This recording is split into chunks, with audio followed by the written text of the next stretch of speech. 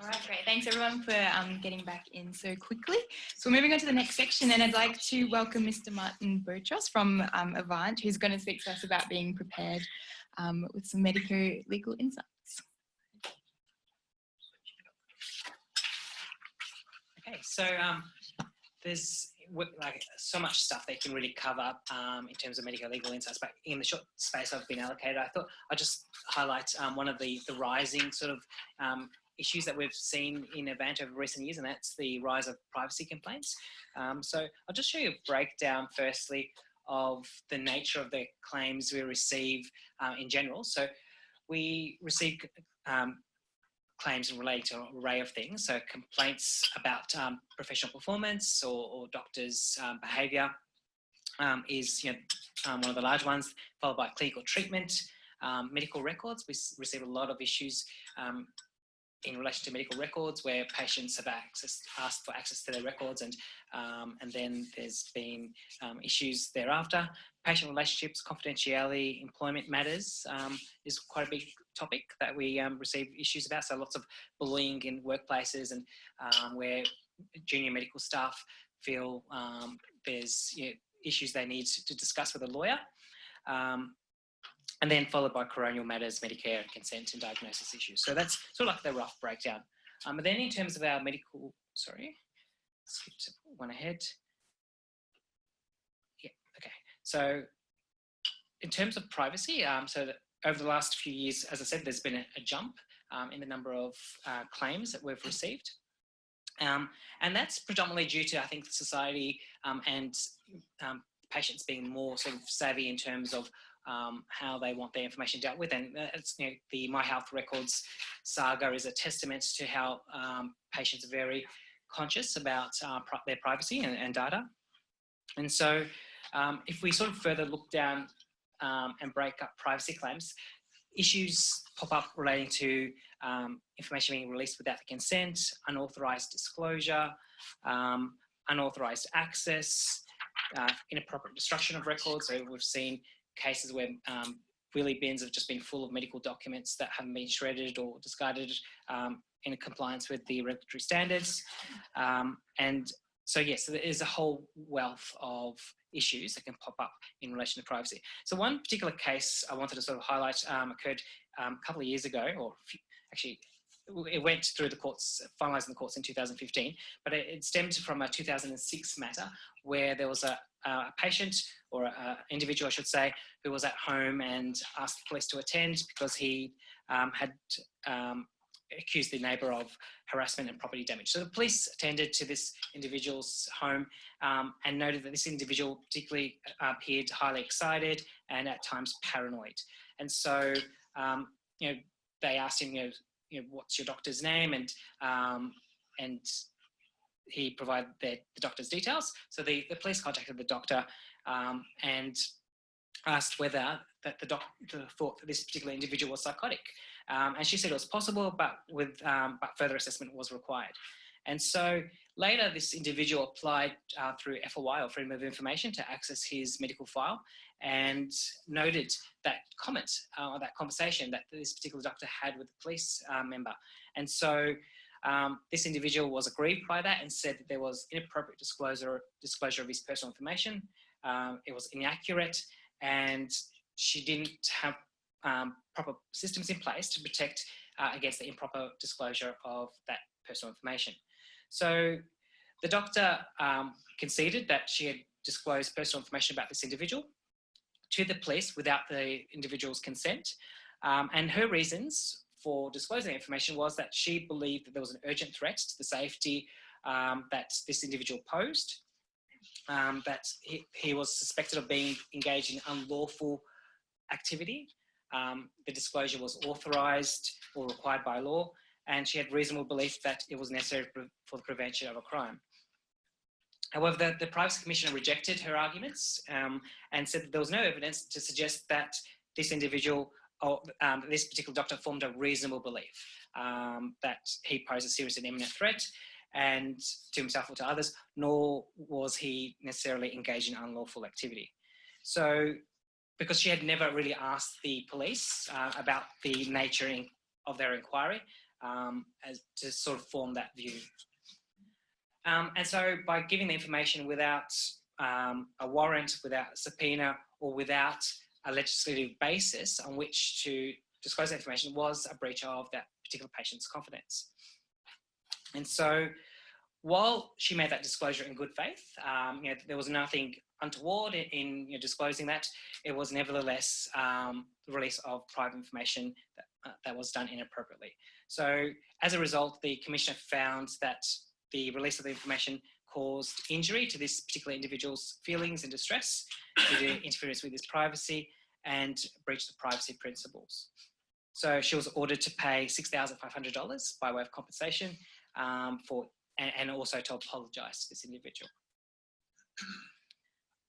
So anyway, in terms of key lessons to learn from this particular scenario, which on the face appeared very innocent in nature from the outset, is that you should not provide police information unless they provide you with a warrant or a subpoena, or where there's a specific legislative provision that allows you to do so. So examples of such would be child abuse, mandatory reporting requirements, notifiable deaths reportable deaths to the coroner, notifiable conduct to APRA, infectious diseases Department of Health and Human Services. So in those specific cases, there's legislative authority for you to release that information to those agencies.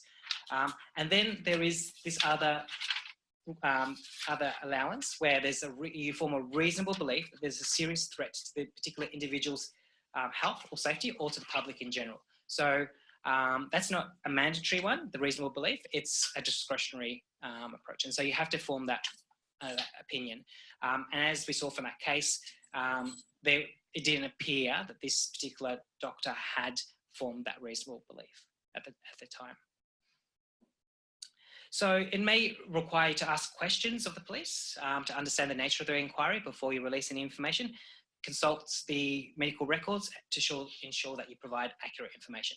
And so, for example, like where you have police that are seeking information on behalf of the coroner, it would be prudent to actually say to them, can you please show me that letter from the coroner that's authorising you to seek information relating to that reportable death.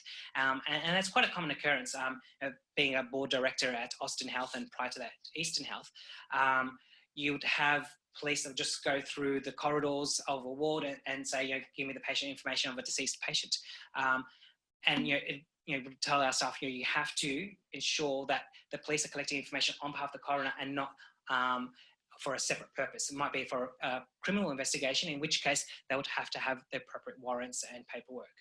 So always, not giving something out at face value and, asking for further information. And that's regardless of whether the uniform can sometimes be intimidating, but, especially to nursing staff on a ward. But, it can otherwise relate to a breach of privacy and confidentiality. And then always detail that in the patient's file. Received a phone call from ex-police person and, seeking information about this particular patient, and we decided to release or not release based on the following reasons. Okay. So in terms of privacy more in a more general basis, the Privacy Act 1988 extends to the whole private sector, where they have a turnover of over $3 million, but it also applies to any health agency or any health service provider, regardless of the $3 million turnover. So it was introduced in 1988, I guess, prior to the technology advancing and smartphones and so forth. So it's been obviously updated over the recent years. Okay, and then in 2014, they changed the national privacy principles and called them Australian privacy principles instead. In Victoria, we have our own health privacy principles, which come under the Health Records Act. And basically they say the same thing. So it's these 13 principles that talk about collection of information, use, disclosure, transfer, and so forth. And one of those requirements is that a health provider has a privacy policy. So basically it's like a collection notice, which we'll look at following slides, which details a series of things that you must include on that privacy policy. And that should form part of a notice that you have on your website or in the waiting room, or you draw the patient's attention to in some shape or form. And there's there's a privacy principle relating to transferring information overseas, whereby essentially if you have information hosted on a server in another country, you've got to be satisfied that they have similar privacy laws to that of Australia. Okay, the Act also gave some powers, additional powers to the Privacy Commissioner, and also increased the monetary fines for individuals and corporations as detailed there on the slide. So then, as of February this year, the Privacy Commissioner again got some more powers in terms of mandatory notifications of privacy breaches. So essentially, where is a privacy breach that affects a large scale, affects a large number of individuals, or alternatively, where it may cause serious harm to a particular individual, there's a mandatory requirements now to notify the Federal Privacy Commissioner of that breach, and then detail the steps that you will take to mitigate that information breach. So it could be like a lost USB stick that has all these sensitive psych reports on it, or it could be a hacker hacking into your server. And we've had cases where medical practices have had hackers hack in and basically lock down the IT system unless they pay a ransom. And some organisations have paid that ransom. Others have decided not to, and basically lost parts of their data. They've tried to recover some of their data, but have lost significant chunks. So it's becoming more and more prevalent and something to be wary of. So it's not just notifying the Federal Privacy Commissioner, but also notifying those individuals at risk. So they're aware that their data has been lost, and they can also take steps to mitigate that harm that may arise as a result. So how do you minimise your risks? So introducing policies and procedures in your practice, and that will form part of essentially the manual that you have. And so the colleges have like a whole series of, sorry, I'm just trying to get a whole series of examples of kinds of policies you should potentially have in a pack. So you might have policies in relation to emergency and triage systems, in terms of your practice information sheet for patients, human resources in terms of appointment of staff, their position descriptions. And then if you go down OH&S, letters to patients, you might have a sample recall reminder letter. How you go about recalls and reminders, do you try and contact patients on 3 occasions using 3 separate means? At Avant, we suggest that you don't just try contacting them via phone. You use array of mixture of things. It might be letters, text messages, emails, and documenting in the file when you've tried to contact those patients. And so if it's a phone call, documenting the time of the day. Because if you're contacting the patient at 4 o'clock each afternoon, and trying to leave messages or trying to get through to them, they may be doing the school run, school pickup. So documenting which times you do contact them and trying to vary it up a bit. And then if it's time critical, or if it's prudent or very urgent that the patient attends that recall or that reminder, then sending a registered letter as a final step, essentially. And with a registered letter, again, keeping copies of those letters in the file. So yes, as you can see, there's a whole array of different policies and procedures that you can essentially include in this particular manual that forms part of your practice.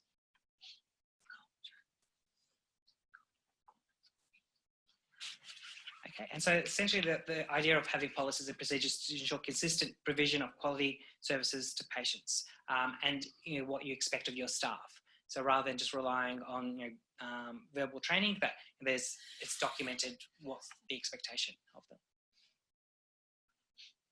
So I touched on before a privacy policy. So ideally, as part of your privacy policy, you should include the following information, which is a requirement as part of the Australian privacy principles. So essentially, your privacy policy should detail your name as your health service, the kinds of information you collect, how you collect that information, the purpose of the collection, how an individual can seek to access their information to correct it or access it, how complaints can be made, and whether the entity is likely to disclose information to third parties or overseas recipients. So that is a requirement that all practices or health providers must have. So as I said, it can form part of your website, on a notice in the waiting room, and most of your professional indemnity insurance providers have a template that you can basically use and modify for your own purposes. Okay, so in terms of policies and procedures, as we said, keep them documented in a manual accessible to your team. Encourage staff to read them, especially on induction. Staff should sign and date a form to testify they've read the policies and procedures and are familiar with their expectations. And should be a standing item on agenda meetings to update various policies and procedures. So you might have a policy on social media use, in terms of like what people can be posting on your Twitter feed or on the clinic's Facebook page and so forth. Okay, so what to do if something does happen?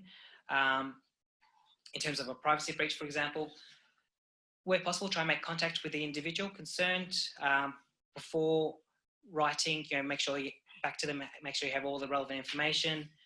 Deal promptly with the complaints. Complaints usually find that if you take too long to respond, they feel like you're sweeping under the carpet or you're not giving the attention that their complaint requires. So ensuring that you deal with it in a time-sensitive fashion, and let them know if it's going to take longer than a few days to get back to them. Say we're currently looking into your matter. We hope to provide you with a response next week. So give them a sort of approximate time frame.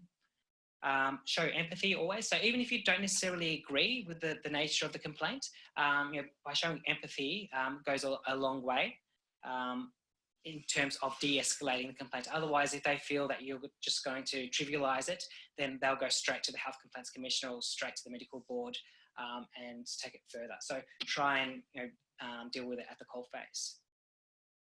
And then always seek assistance from your MDO. So we touched on the Office of the Australian Information Commissioner, where you do have a privacy breach. So the requirements are listed there in terms of what you should inform them about if a breach does occur. And also informing the relevant individuals who may be at risk of harm.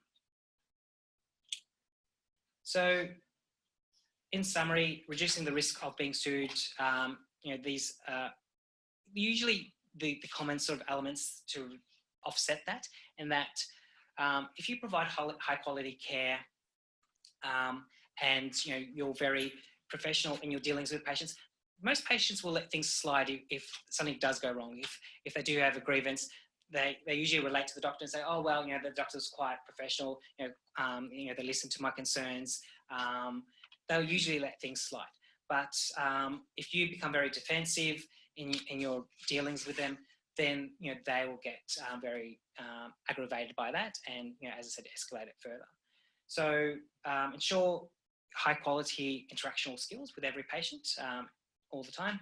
A rigorous consent approach and shared decision making process helps, as well as effectively handling adverse outcomes. So going through the process of open disclosure when you do have an adverse reaction or event that occurs to a patient, and so they appreciate that. So knowing what went wrong, why it went wrong, how it'll be avoided in the future, and so other patients don't have to go through this similar experience, and that goes a long way to reassuring patients that you have taken that matter seriously. Effective communication with colleagues and good documentation. So in law we say good notes is a good defence, bad notes is bad defence, no notes is no defence. So something to be mindful of. So I think Michaela just wanted to quickly say something before we move on to the next session. So, Michaela. Hi guys, I'm Michaela from Avant. Some of you have already come and had a chat with me out there. Just wanted to say, if you have any questions, I know a lot of you are current members with us as your doctor in training. If you have questions about moving on to as a new fellow and consultant work, what the pay situation for the premiums look like for that, come have a chat. Just wanted to let you know, we've also now look after life insurance and income protection, which a few of you have showed interest in. So if you'd like to come have a chat about income protection, we can get you a quote. Also Doctor's Health Fund, which is private health insurance as well. So that was just my quick little spiel. So come and have a chat at lunch. Thanks, Martin.